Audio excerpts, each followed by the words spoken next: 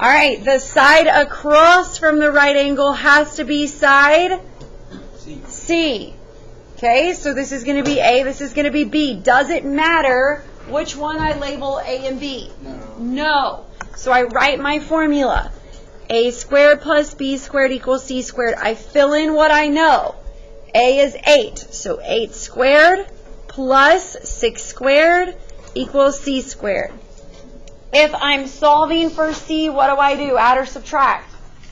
Add. So I'm going to take and add those in my calculator. So all I'm going to put in is 8 squared plus 6 squared. I'm going to write my answer down, which is 100. And what am I going to do to my answer? Square root it. Because this is not C. This is the area of this square attached out here. So to get the side length, I must square root it, which the square root of 100 is 10. So C is 10. All right, let's go do number 2. The side across from the right angle is side C.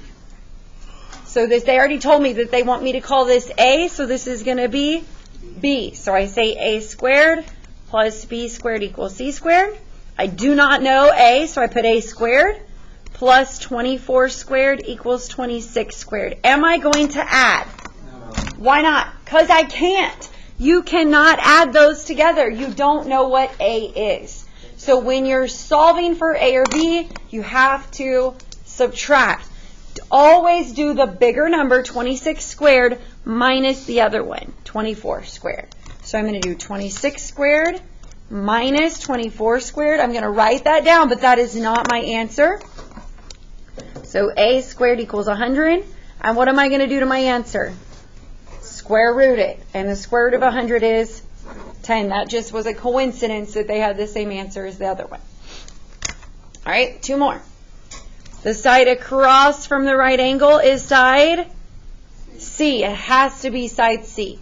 So this will be A, this will be B. It does not matter if you did it differently as long as this one is C.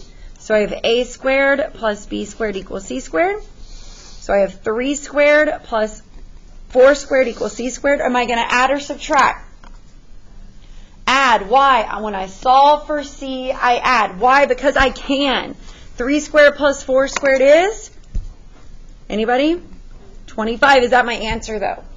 What do I have to do to that answer? I have to square root 25, which is 5. All right, last one. Which one of these is side C? How do you know? It's across from the right angle. So I'm going to call this A, this B. If you did it differently, that's perfectly fine. So I have A squared plus B squared equals C squared. So I don't know A. So I just say A squared plus 6 squared equals 10 squared. Can I add these? No. No, because I don't know what A is. So I can't add, so I'm going to subtract 10 squared minus 6 squared, which I believe is 64. And what do I do to my answer? Square root it. And the square root of 64 is 8.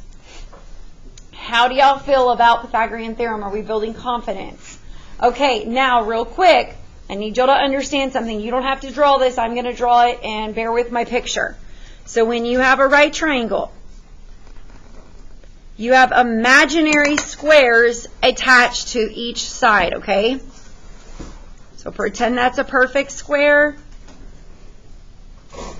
Pretend that's a good one too. And this one. If I call this A and this B and this C, somebody tell me about it. A plus B equals? All right, because I'm not talking about the side length, right? Are y'all with me? Actually, let me call them something else so I don't confuse y'all. Because it's actually A squared plus B squared equals C squared. So let's call this blue. Let's call this yellow. And let's call this green. I'm talking about the whole square. So somebody tell me, blue plus yellow equals? So blue plus yellow equals green. What else could I write? Do y'all remember fact families from elementary school? If you don't, let me remind you. So everybody look. I'm going to give you a fact family. 2 plus 3 equals 5. 3 plus 2 equals 5 minus 2 equals 3, and 5 minus 3 equals, that is called a fact family. It's basically just the same thing written in different ways, right? Now, with that said, blue plus yellow equals green. How else could I write this?